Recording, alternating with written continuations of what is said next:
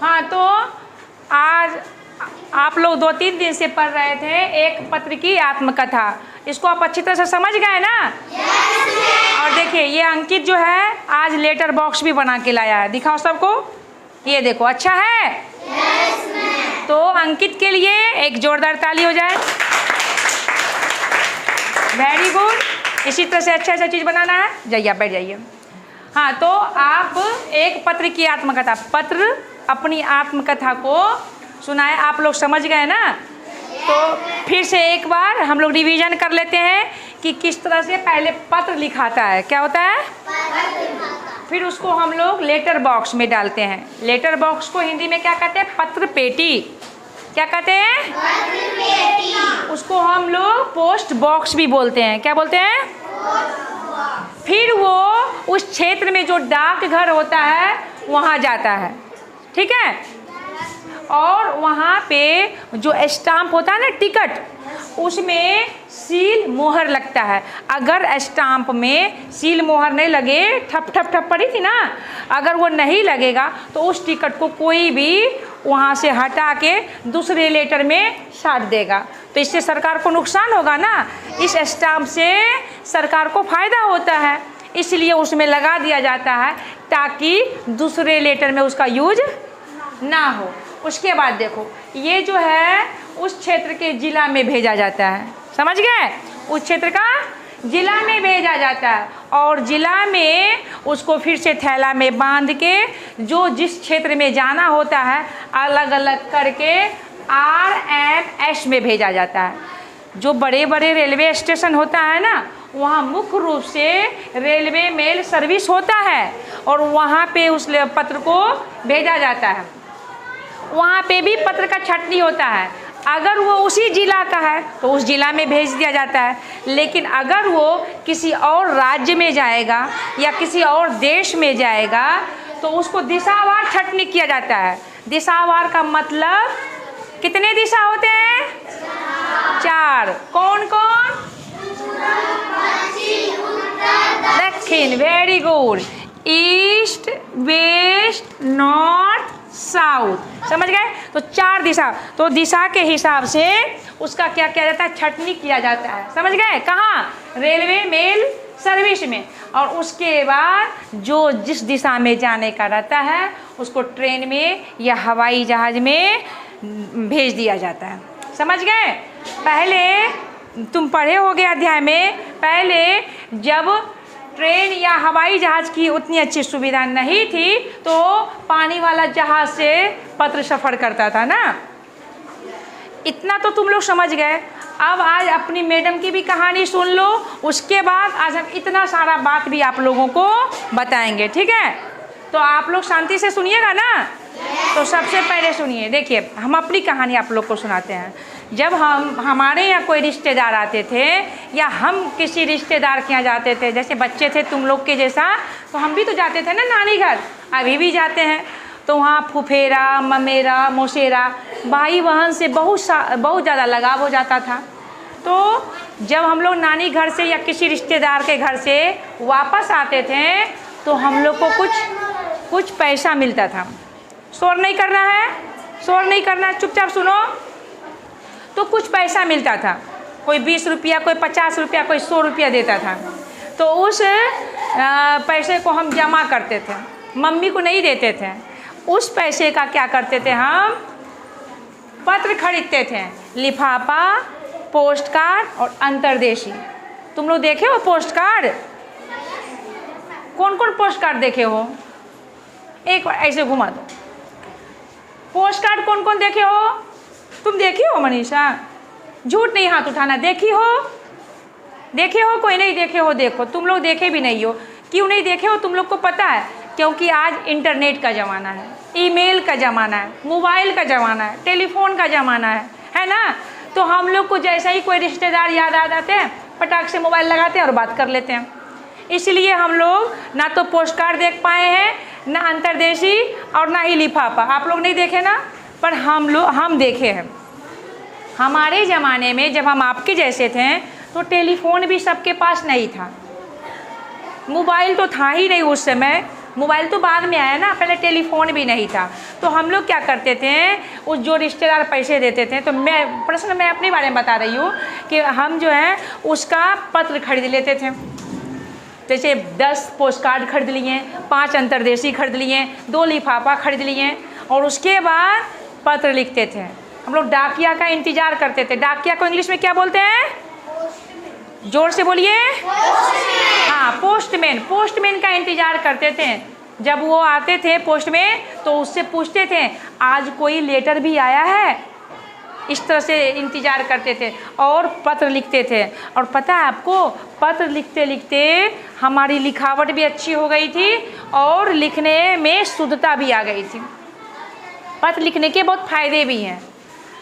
और सुनो, हमारी दादी जो है ना, उनकी सास यानी हमारी परदादी, हमारी दादी की सास, वो हमारी दादी सुनाती है कि उनको लिखना नहीं आता था, लिखना पढ़ना कुछ भी नहीं आता था। तो जब वो अपने ससुराल से जाती थी मायके, तो उनके पिताजी 10-20 पोस्ट कार्ड देते थे। देखो पोस्ट कार्ड ऐसे होता था, इस तरह से रहा, इधर सादा और पीछे में इधर एड्रेस लिखने, पता लिखने वाला रहता था। तो उनके पिताजी 10-20 पोस्ट कार्ड में पता लिख देते थे, यहाँ पे सिर्फ पता लिख देते थे, जहाँ उनका मायके था उसका पता लिख देते थे।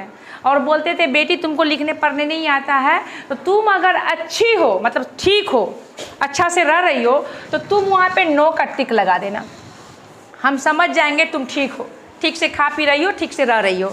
लेकिन अगर तुम क्रॉस लगा दोगी इस तरह से, तो हम समझ जाएंगे कि तुम कुछ तकलीफ़ में हो, तो हम तुमसे मिलने आ जाएंगे। देखो, बाप और बेटी के बीच में कौन सा रिलेशन था पत्र में? सही और गलत का था। इतने में ही पिताजी समझ जाते। ये था, उनको पढ़ने नहीं आता था, लिखने नहीं आता था, तो यही माध्यम था उनके बीच में। मैंने पत्र का, देखो पत्र का कितना अच्छा संबंध था, है ना।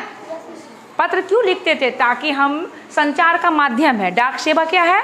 संचार का माध्यम है। हम अपनी बातों को किसी और के तक पहुंचाते हैं और किसी और की बातें हम जान पाते हैं। पत्र के माध्यम से अच्छा समाचार भी सुनने को मिलता था, और पत्र के ही माध्यम से कभी कभी खराब समाचार भी सुनने को मिलता था। यही था पत्र का माध्यम। देखो, डाक सेवा सब दिन नहीं रहा है। डाक सेवा की शुरुआत बहुत दिन पहले से ही हो चुका था। हम तुम लोग को बताते हैं, ये 1727 में ऐसा सुने थे, हमको पूरा अच्छा से याद नहीं है, कि शिवाजी शायद डाक सेवा प्रारंभ किए थे। लेकिन लिखित रूप से हम देख रहे हैं कि 1774 ईस्वी में, जब भारत गुलाम था, ब्रिटिश ईस्ट इंडिया कंपनी का अधिकार था, तो 1774 ईस्वी में डाक सेवा प्रारंभ हुआ। समझ गए? आप लोग पूरा सुनिएगा, बाद में इसको नोट डाउन करिएगा और हम फिर से आपको समझाएंगे, ठीक है। पहले ये देखें, 1774 ईस्वी में डाक सेवा प्रारंभ हुआ, और फिर 1786 ईस्वी में कलकत्ता में सबसे पहला डाकघर की स्थापना की गई, ठीक है। सबसे पहला डाकघर की स्थापना की गई। और सुनिए, उसके बाद 1840 ईस्वी में ब्रिटिश सरकार ने स्टाम्प टिकट का शुरुआत की है। कब किए? 1840 ईस्वी में। सर आपकी घंटी है, आइएगा क्या? ये थोड़ा देर वेट करिएगा, ये आइएगा तो बोलिए। तो नहीं, थोड़ा सा है, कोई बात नहीं, इतना रहेगा। उसके बाद आप लोग सुनिएगा। तो 1840 ईस्वी में ब्रिटिश सरकार ने स्टाम्प शुरुआत की, सबसे पहले स्टाम्प जो पत्र में सटता था, ठीक है। उसके बाद देखिए, उसके बाद जब देश आज़ाद हुआ 1947 में, तो स्टाम्प की शुरुआत हुई। तो सबसे पहले 1949 में प्रथम स्टाम्प बना, उसमें महात्मा गांधी की तस्वीर थी। उसमें क्या था? महात्मा गांधी की तस्वीर। और उसके बाद सुनिए, अभी ईमेल है, बहुत नेटवर्क है, मोबाइल है, टेलीफोन है, उसके बावजूद भी भारत जो है ना बेटा, पूरे दुनिया में भारत का नेटवर्क सबसे बड़ा है। और ये भी जान लो कि जो डाक सेवा है ना, सबसे ज़्यादा ग्रामीण 90%, तो बच गया 10%। 10% ही शहरी क्षेत्र में है। 90% ग्रामीण क्षेत्र में ही है। और अब जो है डाक सेवा ना सिर्फ डिलीवरी करता है या पत्र का आदान प्रदान करता है, ये जो है ना बैंकिंग भी करता है। लोग यहाँ पैसा जमा करने भी जाते हैं और निकासी करने भी जानते हैं। आपके मम्मी पापा भी वहाँ पोस्ट ऑफिस में जाके रुपया पैसा जमा करते होंगे, आप लोग को जानकारी है? नहीं है तो आज आप जाके पूछिएगा, ठीक है? ठीक है ना।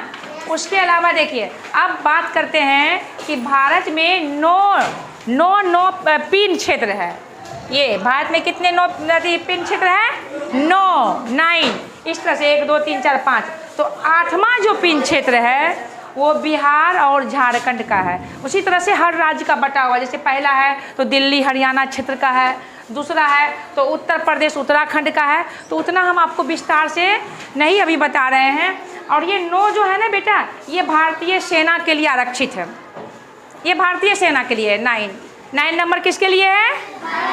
भारतीय सेना के लिए। 8 नंबर किसके लिए है? बिहार और झारखंड के लिए। अब आ जाइए इधर, चलिए अब देखिए 15 अगस्त 1972 ईस्वी में सबसे पहले पिन का आविष्कार, पिन बनाया गया।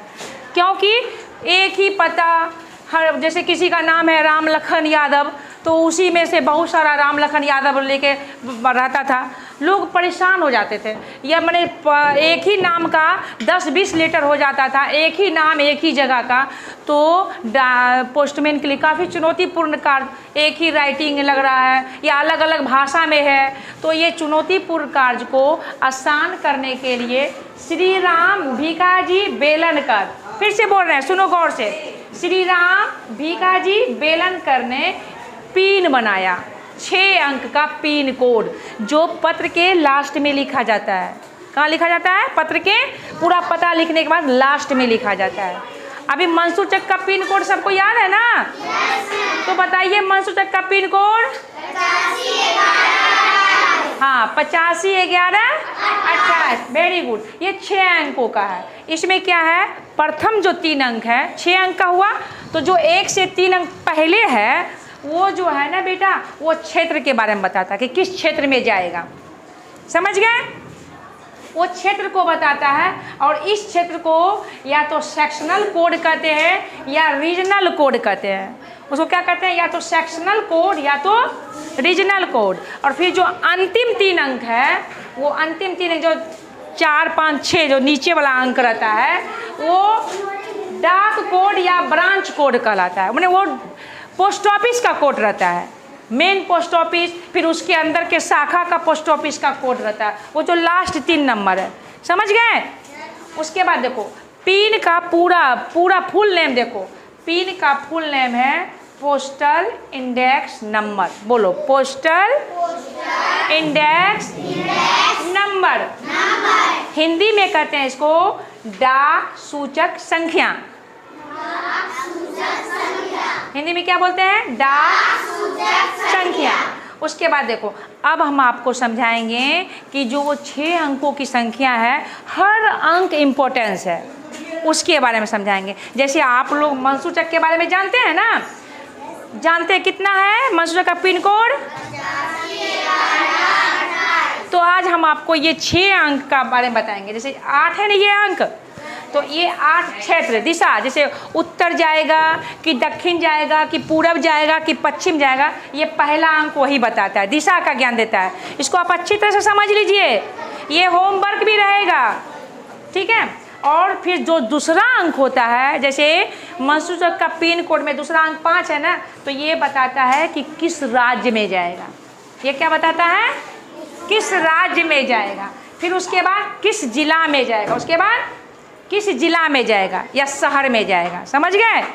और फिर ये जो तीनों अंक होता है, जैसे 128 है, तो ये तीनों अंक जो हो गया, वो जो मुख्य जो रहता है डाकघर, फिर उसके अंदर का शाखा, फिर उसके अंदर का विशिष्ट जहाँ वो पत्र जाएगा उस क्षेत्र में, वो नंबर रहता है। जैसे देखो ये है मुख्य डाकघर, देख रहे हो ना, फिर बोलो देख रहे हो ना, समझ रहे हो ना, फिर ये शाखा और फिर विशिष्ट डाकघर। जैसे मंसूचक के डाकघर में आ जाएगा पत्र, ये जान जाएगा ये 128 यही है। 128 का मतलब ये मुख्य डाकघर बेगूसराय के क्षेत्र मंसूर चक का पत्र है। और यहाँ आ जाएगा, डाकिया सब पत्र को लेगा, थैला में बांधेगा और जिस जिसका एड्रेस रहता है पता पढ़ के घर तक पहुँचा देगा। ठीक है, ये कहानी पूरा समझ गए? इसको पूरा समझ गए?